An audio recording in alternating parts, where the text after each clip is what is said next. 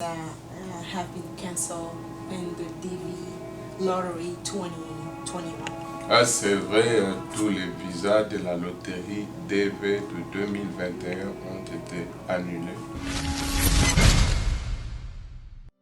People who enter without going through a border checkpoint, like at the airport when your passport is seen, or at the border over a bridge where your passport is seen by a Customs and Border Patrol officer, they will not be eligible.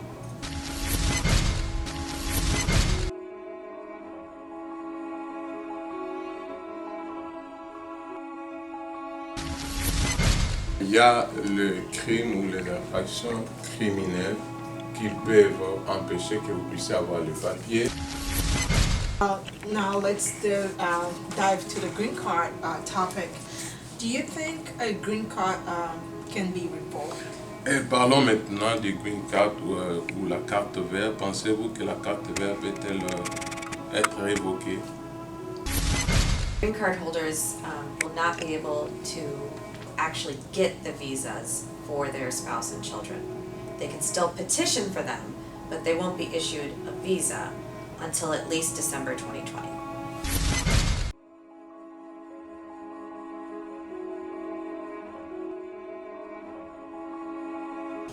Hi everyone, welcome and thanks for watching this video. Today we are going to talk about the final rule. It's a series of immigration laws that will be effective on August 25th, 2020. Stay fly. Bonjour tout le monde. Aujourd'hui nous allons parler de la règle finale, Final Rule, une série de lois de l'immigration qui seront en vigueur le 25 août. Restez branchés. My name is Beatrice and I am the Congolese Brazzaville Community President. I'm a public speaker and also a founder of Action for Life. I will be your host this morning. Mon nom c'est Béatrice, je suis la présidente de la communauté congolaise de Brazzaville. Je suis aussi une oratrice publique, je suis le fondateur de Life for Action, c'est moi qui serai la présentatrice aujourd'hui. We are going to talk about work permit, asylum cases, the negative impact on the final rule, and also what our communities should expect. Nous allons parler de permis de travail, nous allons parler de la demande d'asile, nous allons parler de la règle finale, nous allons parler de ce à quoi notre communauté doit s'attendre. The purpose of this video is to make sure that immigrant communities have a fully and clear basic understanding of the final rule. Le but de cette vidéo, c'est que notre communauté puisse comprendre l'impact de la règle finale, l'impact de base pour notre communauté. As you can see, I'm not alone. We have a guest speaker, Amanda Harris. Hi Amanda. Hello. Comme vous le voyez, je ne suis pas seul, je suis avec notre invitée principale, Amanda Harris. Amanda, bonjour. Amanda is an experienced immigration attorney, and she has been practicing here in Maine, New Hampshire, and Massachusetts. Amanda, c'est une avocate expérimentée en matière d'immigration. Elle exerce au niveau de Maine, de Massachusetts et de New Hampshire. And she works on asylum cases, removal proceedings, and appealing asylum-related matters. Et il traite les cas de demande d'asile, les cas d'expulsion de suspension d'expulsion pour la déportation et aussi en cas d'appel en matière de l'immigration. And on the other hand, we have well-spoken and wonderful interpreter Lingala and French. Et de l'autre côté, nous avons un bon interprète en lingala et en français. Brother Okita, hi, how are you doing today? Frère Okita, bonjour, comment vas-tu aujourd'hui? Good. Well, thanks for being with us today. Hi, Amanda. Hello. Bonjour. Merci d'être avec nous aujourd'hui. Bonjour, Amanda. Well, before we deep dive into our topic, Amanda, can you please briefly tell us about yourself? Et avant d'entrer dans le vif de notre sujet, Amanda, pourriez-vous nous parler de vous? Hello everyone, I am an immigration attorney at the Law Office of Amanda Harris, and I am licensed in Virginia, DC, Maryland, and Florida, and I practice immigration law at the Boston Immigration Court and the Boston Asylum Office and the Portland Field Office. Je m'appelle Amanda Harris, je suis l'avocat au cabinet de Amanda Harris Law Office. J'ai la licence de pratiquer en Virginie, en Maryland, en Floride, et puis je travaille à Portland et aussi à la cour de Boston comme avocat.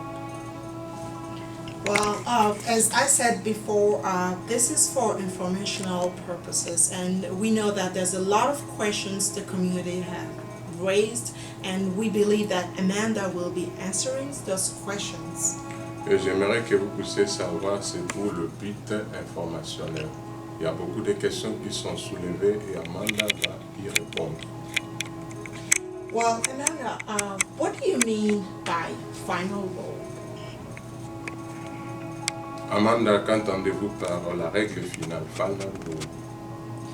So the final rule refers to some changes that are coming to the way that work permits are going to be processed after August 25th. Et la règle finale concerne les changements au sujet de le permis de travail, comment ils seront traités après le 25 août. These changes were first announced in November of 2019, and now they're going to take effect. Et ces changements ont été d'abord signalés au mois de novembre 2019 et bientôt ils seront en vigueur. Any application that is already filed and pending right now will be subject to the current rules. Et toutes les demandes qui sont déjà introduites ou qui sont en cours seront soumises ou sujettes aux règles qui sont déjà en cours, donc aux règles anciennes. Any applications filed after August 25th, including renewals, will be subject to the new rules. Et toutes les demandes qui seront introduites après le 25 août, y compris les renouvellements, seront soumises à de nouvelles règles. Will the final rule be challenged by the court? Very likely. At this point, it's expected that the American Civil Liberties Union or CARE, CAIR, or one of the other large immigration organizations will challenge these rules in court, but they can't challenge them until the rules actually take effect. Est-ce que ces règles seront-elles contestées par le tribunal? Probablement, les organisations telles que CARE et CLU, les organisations de liberté civile, les ONG vont contester au niveau du tribunal contre ces règles. What are the changes to the work permit authorization application? Et quels sont d'autres changements sur le permis de travail? There are several. The first one that is probably going to affect the most people is the waiting period. Et il y a beaucoup de changements. Le premier changement qui va affecter le permis de travail, c'est la durée d'attente. Right now, a person who has filed an asylum application has to wait 150 days before they can file an application for a work permit. Et pour le moment, la personne qui a introduit sa demande d'asile doit attendre 150 jours avant d'introduire sa demande de permis de travail. Under the new rules, a person with an application for asylum is going to have to wait 365 days, which is one entire year, before they can apply for a work permit. Et en vertu de la nouvelle règle, quand la personne introduit sa demande d'asile, il doit attendre 365 jours avant d'appliquer le permis de travail qui équivaut à une année. There's actually another rule that's going to start a few days before August 25th that is going to take away the 30-day processing for new asylum work permits. So, work permits filed for an asylum seeker will take just as long as every other work permit category. Et il y a aussi notre règle qui, avant le 25, va retirer les 30 jours de traitement du dossier de permis de travail. Et ces permis de travail seront traités comme d'autres permis de travail, donc dans les normes normales. It's also going to affect who is eligible for a work permit. Et puis ça va affecter qui sera éligible ou qui a droit au permis de travail. The rule itself is written in a very strange way. So right now, this is what we think is going to happen. Et la règle est présentée d'une manière étrange. Mais pour le moment, nous pensons à ce qui pourrait se passer. It appears that people who were granted parole, the I-94 white cards, will not be eligible for a work permit. Et il apparaît que les gens qui ont été octroyés ce qu'on appelle liberté conditionnelle, le carton blanc I-94, et ils ne seront pas éligibles pour le work permit. Unless they also file an asylum application. Et sauf seulement s'ils ont introduit leur demande d'asile. People who, you will only be eligible if you file your asylum application within 1 year of arriving in the United States, or Et vous serez seulement éligible si vous avez introduit votre demande d'asile une année depuis que vous êtes entré aux États-Unis, ou bien if you file after 1 year, you have to show that you received a decision by the asylum office or a judge that says you had an exceptional circumstance that allowed you to file outside of 1 year. Et quand vous introduisez votre demande après une année, vous n'êtes pas éligible pour le permis de travail, sauf si vous prouvez que vous avez reçu la décision du juge ou de l'officier de l'immigration qui vous met dans la catégorie de l'exception. Donc, vous prouvez des circonstances exceptionnelles. People who enter without going through a border checkpoint, like at the airport when your passport is seen, or at the border over a bridge where your passport is seen by a Customs and Border Patrol officer, they will not be eligible. Et pour les gens qui sont entrés sans inspection, qui ne sont pas entrés dans des points reconnus tels que l'aéroport ou au niveau du pont en traversant devant les officiers des douanes et des contrôles et ne seront pas éligibles pour le permis de travail. There are some exceptions to that. Et il y a des exceptions y afférentes. Also, people with certain criminal convictions will not be eligible. Et aussi les gens qui sont condamnés de certaines infractions criminelles, ils ne seront pas éligibles. Those kinds of cases include aggravated felonies, any felony in the United States, Et ces gens comprennent toutes sortes de délits majeurs ou n'importe quel délit commis dans les États-Unis.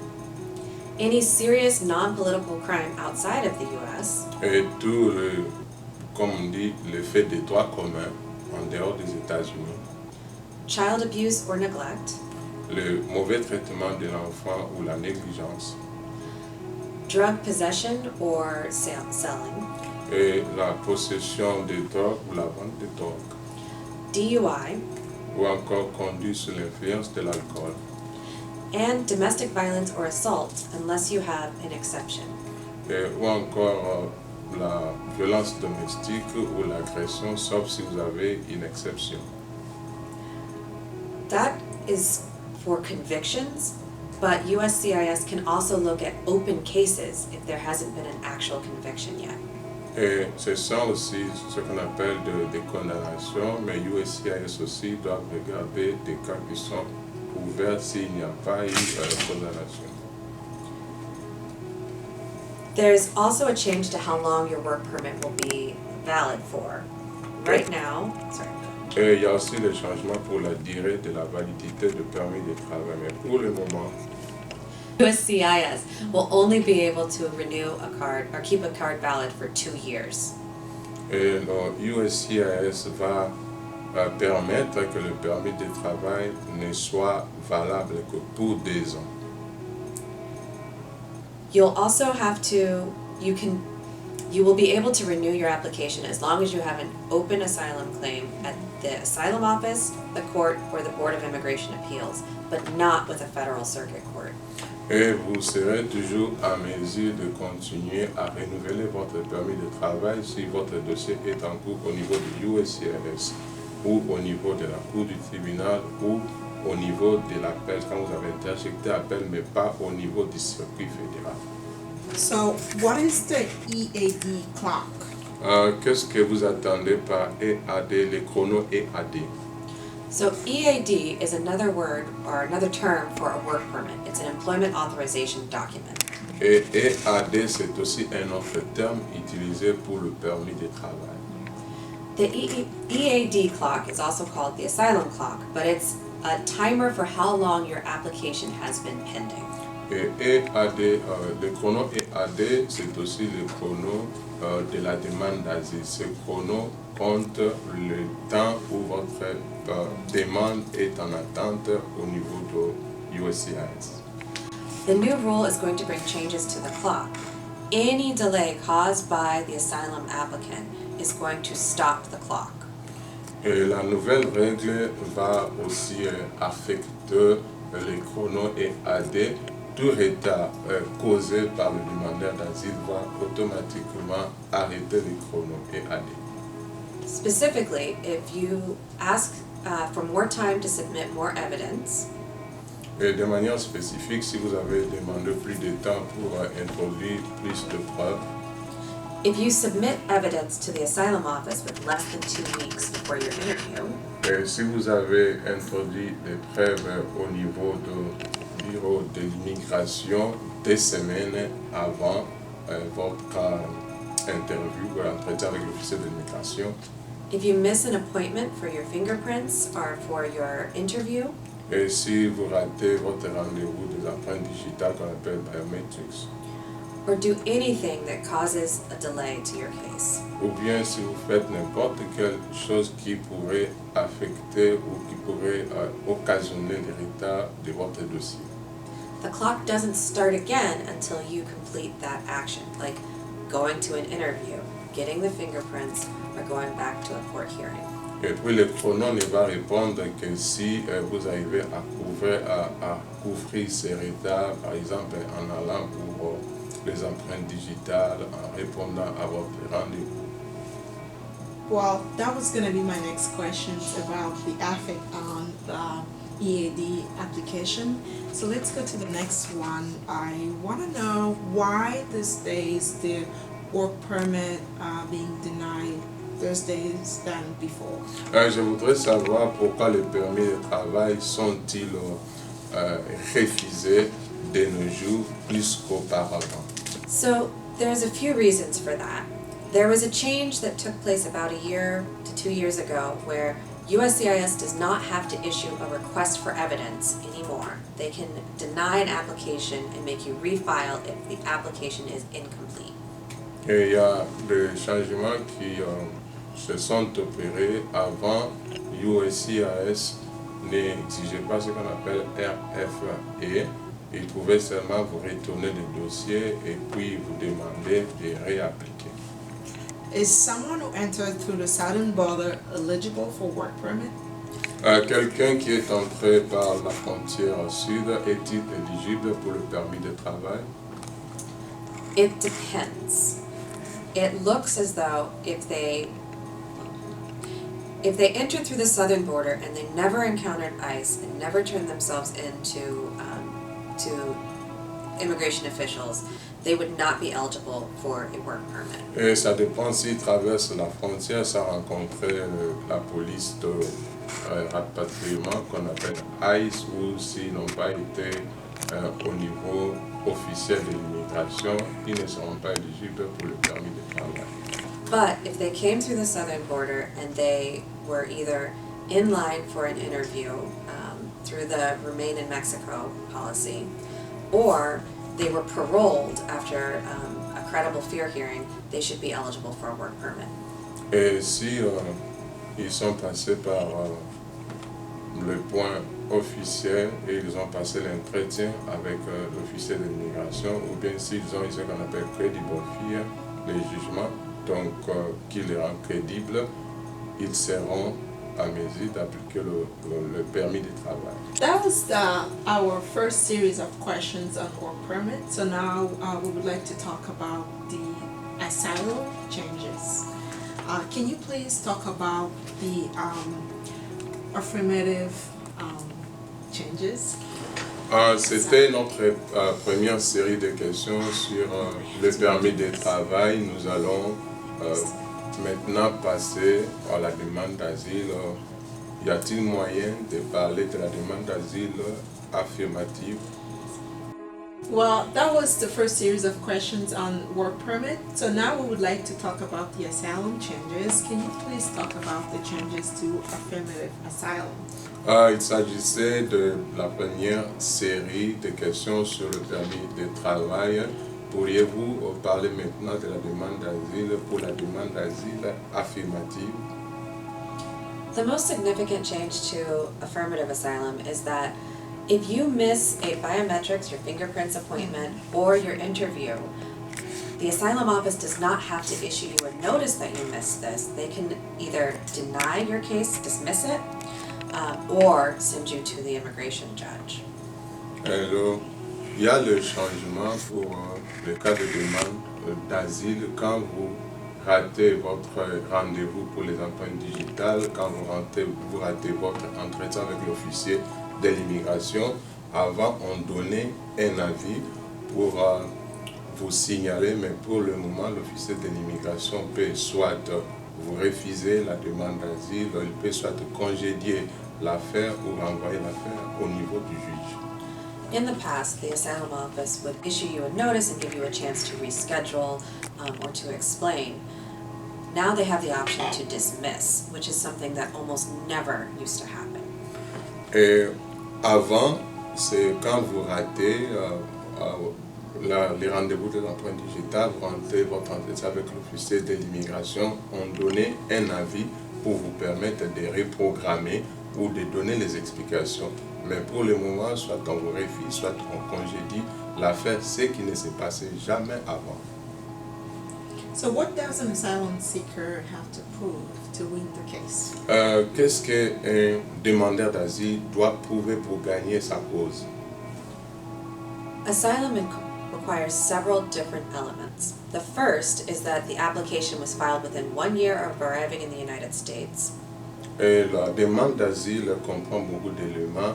La première chose à prouver, c'est que vous avez introduit votre dossier avant une année, donc en dehors une année depuis votre entrée aux États-Unis. If you filed after 1 year, you have to show that there was something that changed in your home country that now makes you eligible for asylum, or that you have a reason for filing late. Si vous dépassez une année, il faut prouver qu'il y a eu des changements dans votre pays qui ont fait que vous puissiez envoyer le dossier après une année ou bien quelque chose vous a affecté pour que vous puissiez introduire le dossier après une année. One of the most common arguments for an exceptional circumstance is something happened in your family to hospitalize somebody or someone recently died, or that you had a mental health issue such as PTSD, post-traumatic stress disorder, that stopped you from filing the application. Et parmi les choses qui peuvent vous retarder d'introduire votre demande d'asile avant une année, ça peut être les circonstances exceptionnelles. Par exemple, un membre de famille a été gravement malade, ou il y a eu un cas de décès, ou bien il y a un cas d'un problème mental qu'on appelle aussi le traumatisme après le stress. Every applicant has to show that there is something about them that qualifies for a protected ground. Et chaque demandeur d'asile doit prouver qu'il a un critère lié à ce qu'on appelle protected ground ou les motifs protégés. The protected grounds are race, religion, nationality, political opinion, or particular social group. Sur les groupes protégés ou les motifs protégés concernent la race, la religion, la nationalité, l'opinion politique ou le groupe social particulier.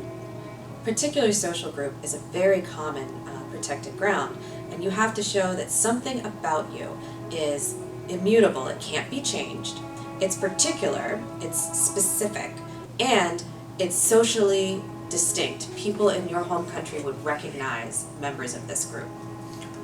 C'est fréquent, les groupes sociaux particuliers, là il faut démontrer que votre cas est d'abord immuable, un cas particulier, un cas spécifique et distinct par rapport à un groupe, ce qui est reconnu par le membre de votre groupe. Once you have shown that you are a member of a protected ground, or group, then whatever happened to you had to happen because of your group. Et quand vous prouvez que vous êtes membre d'un groupe social particulier, tout ce qui vous arrive, vous devez prouver que c'est arrivé à cause de votre appartenance à ce groupe. You have to show that what happened to you qualifies as persecution, which is a severe harm. Et vous devez prouver que ce qui vous est arrivé concerne la persécution, qui est vraiment un dommage qui vous est affecté d'une manière sérieuse. You have to show that your government is either the one that's going to hurt you or has hurt you, or that they are unwilling or unable to protect you. Et vous devez prouver que c'est votre gouvernement qui vous fait du tort ou bien ils n'ont pas la volonté ni la capacité de vous protéger. If you haven't been hurt yet, but you believe you could be in the future, you would have to show that people like you have been hurt. Et si vous n'avez pas été endommagé, vous n'avez pas été victime d'un tort, il faudra prouver que dans l'avenir, les gens comme vous seraient victimes d'un tel tort. And you have to show that there is no place in your country that you could be safe. Et il faudra aussi prouver qu'il n'y a aucun endroit dans votre pays où vous serez en sécurité. After showing all of that, you have to show that you deserve asylum. Et après avoir prouvé tout cela, il faut montrer que vous méritez la demande d'asile. That's called discretion. Et ça s'appelle le pouvoir discrétionnaire. And most importantly, you have to show that you are credible, Et par-dessus tout, il faut montrer que vous êtes crédible. which means that the judge or the asylum officer believes you. Et ce qui veut dire que vous êtes croyable chez les juges ou chez l'officier de l'immigration. So now let's talk about the opposite. What should an asylum seeker avoid to hurt his case? Et parlons maintenant de l'opposé. Qu'est-ce qu'un demandeur d'asile doit faire pour ne pas nuire à sa cause ou à son dossier? The number one thing is to tell the truth. Et If la première des choses, c'est de dire la vérité. only submit documents that are real. Do not attempt to get extra reports through the black market. Only submit real documents and only tell the truth.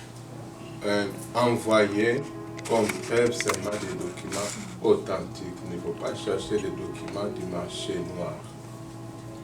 Additionally, besides telling your story, you should have supporting evidence, other things that agree with your story. So statements from your relatives, Et à part votre histoire, vous devez avoir des preuves qui corroborent votre histoire, telles que les témoignages d'un membre de famille. if you have membership cards to organizations, photos of yourself participating, flyers showing events. Et si vous avez la carte d'adhésion d'un parti, vous avez le prospectus, vous avez tout ce qui peut prouver. If there are police reports or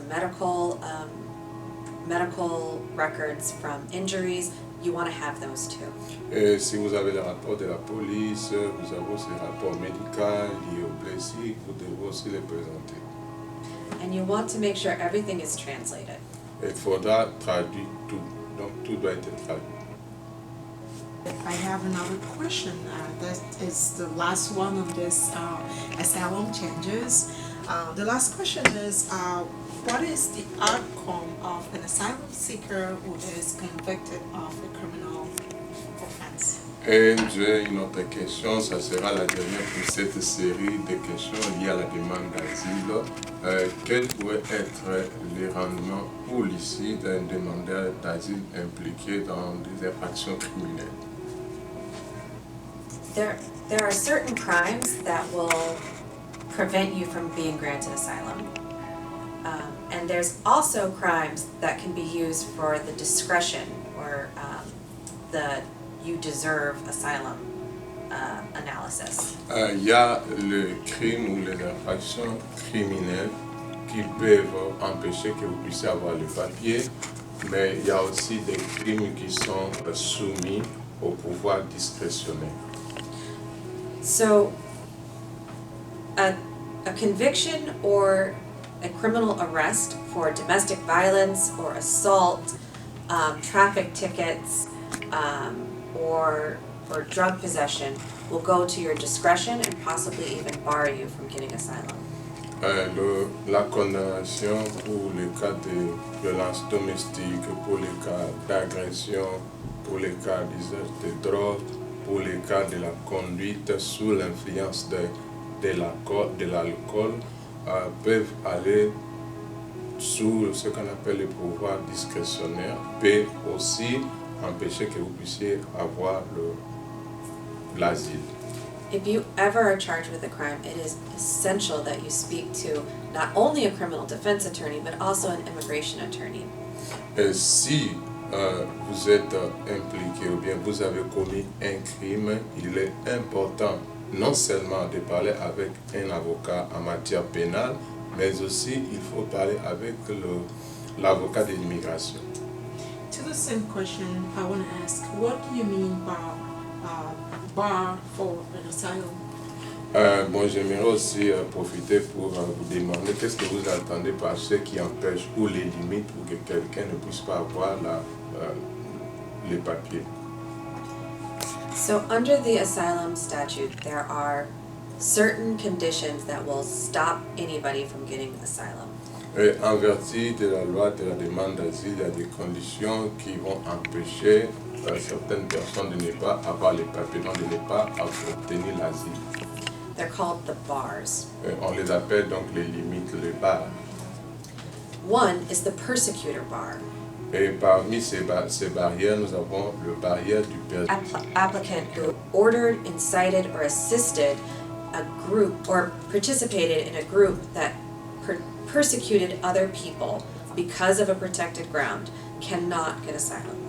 Et toute personne ou tout groupe qui aurait assisté, qui aurait aidé, qui aurait soutenu ou participé pour persécuter les gens qui sont repris dans l'un des critères, ils ne seront pas en mesure d'avoir les papiers. There's the firm resettlement bar, which is for anybody who has already been given status in another country.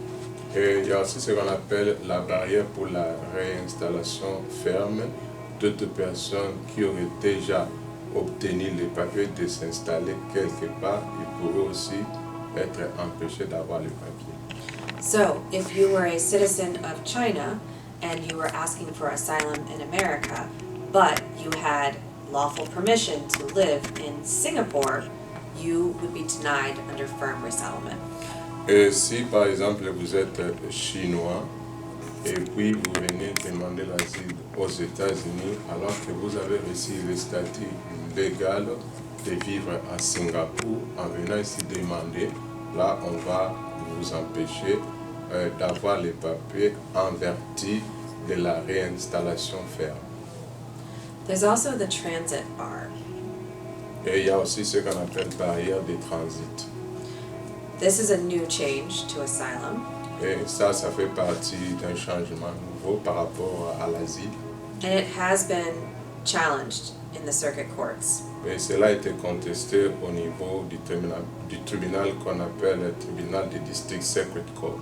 But the transit bar requires that if you came through the southern border and you stopped in any country before you came to Mexico, you had to apply for asylum or protection in those countries. Et quand on appelle barrière de transit, voudrait à ce que toute personne qui vient entrer par la frontière sud en venant vers le Mexique, vous avez traversé tous ces pays, cette barrière voudrait à ce que vous puissiez demander l'asile dans ces pays. That would impact anybody who came through Central America from Ecuador, Brazil, or Cuba. Et cela va affecter toute personne qui serait venue de l'Amérique centrale, Équateur, Cuba. It looks right now like federal courts will strike down the transit bar. Et il apparaît que le tribunal fédéral pourrait contester sur barrière de transit. Then there's the criminal bars, which include aggravated felonies. Et nous avons aussi barrière pour les infractions criminelles qui comprennent ce qu'on appelle des cas de délits majeurs sérieux. A conviction for a particularly serious crime. Condamnation pour des crimes particuliers graves. Serious non-political crimes outside of the US. Le crime des droits communs en dehors des États-Unis. And anything that gives the government a reason to believe you are a danger to American security. Et tout ce qui peut donner au gouvernement de croire que vous êtes un danger pour la sécurité des États-Unis. I want to know, can a tax return affect an asylum seeker? Wow, il y a beaucoup d'informations. Est-ce que la déclaration fiscale peut-elle affecter la demande d'asile? Possibly. If a asylum seeker has an employment authorization and they did not file their taxes, that looks bad for the discretion analysis. Et si quelqu'un a le permis de travail et puis n'a pas fait la déclaration des impôts, ça donne pas bonne impression pour le pouvoir discrétionnaire. So it's important to always file your taxes. Il est important de toujours faire la déclaration fiscale ou tax return. Does moving to another state affect your asylum case? Est-ce que se déplacer dans un autre État ou déménager peut-il affecter votre demande d'asile? It can affect it. So first off, if you are not a US citizen, you have to update USCIS or the court with your address within 7 to 10 days. Oui, ça peut affecter votre asile. D'abord, si vous n'êtes pas américain, quand vous déménagez dans un autre État, il faut signaler soit à USCIS, soit à la Cour de l'immigration de votre changement d'adresse en dehors 10 ou 7 jours. If you move, your case may also move to a different office. Et si vous vous déplacez, votre cas peut aussi se déplacer dans un autre bureau. That can cause a delay to your case, which would stop the clock we were talking about earlier.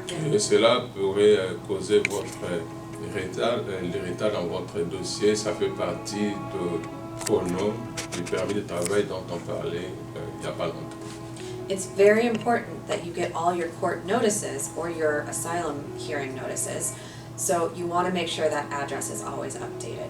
C'est important que vous puissiez avoir tous les papiers, les lettres de l'immigration, donc les avis de la cour de tribunal, les avis pour les auditions, d'où il faut vous rassurer que l'adresse que vous avez est à jour. But there can be a benefit to moving as well. Mais il peut aussi avoir un avantage pour se déplacer. The American court system works by circuits. It cuts up the country into different districts. Et le système des États-Unis au niveau fédéral travaille avec la subdivision des circuits. Donc ça subdivise la cour en des districts. Different districts treat different claims differently. So a claim that would not be successful in the Fifth Circuit, which is Texas area, might be very successful in Boston, which is the First Circuit. Et les demandes peuvent aussi être traitées différemment suivant que vous l'introduisez dans tel circuit ou tout dans l'autre. Par exemple, une demande peut être favorable au niveau du premier circuit qui est au Texas et aussi être moins avantagée dans l'autre circuit à Boston. So, if I was asking for asylum and I was afraid of a gang killing me because I was a witness, I would not want to be in the Fifth Circuit in Texas because they've already said no to those kinds of cases.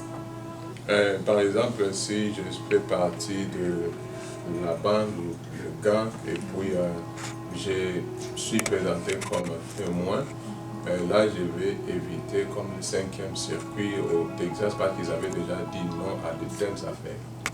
I would want to live in Philadelphia or Virginia, where the Third Circuit and the Fourth Circuit have said yes to those kinds of cases for asylum. Et moi, j'aimerais dans ce cas-là habiter soit en Philadelphie ou en Virginie où le 3e circuit et le 4e circuit ont dit oui à ce genre d'affaires. So, if you're going to move, you want to be sure that you know that the place you're moving to is going to be a good court or a good asylum office for your particular asylum claim. Et si vous voulez vous déplacer, il faut vous rassurer que là où vous voulez aller sera avantageux pour votre demande. Right, to the same questions of moving, what if the asylum seeker transfer the case to another state? Et toujours par rapport à le fait de déménager, que adviendrait-il à un demandeur d'asile de transférer son cas d'un État à un autre? So, that could possibly make them have to wait a lot longer for their interview, and it may stop the clock if they had a scheduled interview and now they've moved and lost that interview. Et si ils se déplacent, cela pourrait affecter leur chrono. Le chrono va s'arrêter et puis ils seront obligés de reprogrammer leur entrevue. Is that being said, like if you would recommend an asylum seeker to win the case, it's better to stay to the state where you file your case? Cela étant, est-ce que vous allez recommander à un demandeur d'asile de rester là où il avait introduit sa demande d'asile? I think that depends on a case-by-case decision. Et cela dépend d'un cas à l'autre. There's several factors, what the person's protected ground is, what kind of persecution they faced, where, if the government was involved directly. Et ça dépend si sur les couples protégés, si le gouvernement a été impliqué directement sur le critère de demande. So what's important about asylum is you have to make sure you have a strategy that's going to bring you to a win. Et au sujet de la demande d'asile, il faut vous rassurer que vous avez une stratégie qui va vous permettre d'obtenir la demande d'asile. I know these cases take years, and there's a real desire to move to where your family is, where you want to live, where you can get a better job. And those are real concerns, but the ultimate goal has to be, can I win my asylum claim where I'm moving? Et je sais que le processus prend longtemps et puis vous voulez être à côté des membres de famille, vous voulez vous déplacer pour les raisons de travail, mais c'est ce que vous devez vous demander, est-ce que là où je vais me déplacer va me permettre de gagner mon asile? So now, can you tell us about the difference between the refugee and an asylee? Pouvez-nous nous dire la différence entre un asilé et un réfugié? The simple answer is a refugee gets their status outside of the United States and enters as a refugee. Et la différence simple, c'est que les réfugiés reçoit son statut en dehors des États-Unis et entre aux États-Unis en tant que réfugié. An asylee is someone who came to the United States and then asks for asylum. Un asilé, c'est quelqu'un qui entre aux États-Unis et puis il demande l'asile. Amanda, why is taking so long to have an interview? Will the long wait benefit to the asylum seeker? Amanda, pourquoi ça traîne pour avoir l'entretien avec l'officier de l'immigration? Est-ce que cette durée longue pourrait-elle être avantageuse pour le demandeur d'asile? So it has to do with how the asylum office processes their cases for interview. Et cela dépend comment le bureau d'asile traite les cas pour les interviews. The asylum office at one point was doing first in, first out. So if there were 10 applications in line, they would set interviews 1, 2, 3. Et avant, l'ordre était que si on a par exemple 10 dossiers, on commence d'abord à servir les premiers, 1, 2, 3. Then they changed the system to last in, first out. Et ensuite, ils ont changé le système, les derniers et les premiers à être servis.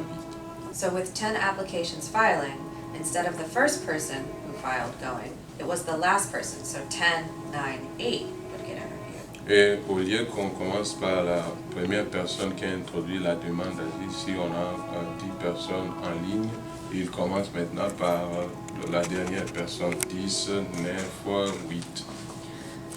With the coronavirus closing down USCIS offices, the asylum office has had to change again. Et avec le Covid qui a fait que les bureaux d'asile soient fermés, l'immigration, le bureau d'asile devait encore changer. The asylum office plans to take the rescheduled appointments, people who missed their appointments because of coronavirus closures, as the first priority now. Et pour le moment, ils vont prioriser les gens qui avaient les rendez-vous pour l'entrevue. Et ces rendez-vous n'ont pas eu lieu à cause du Covid, ils vont les reprogrammer en premier.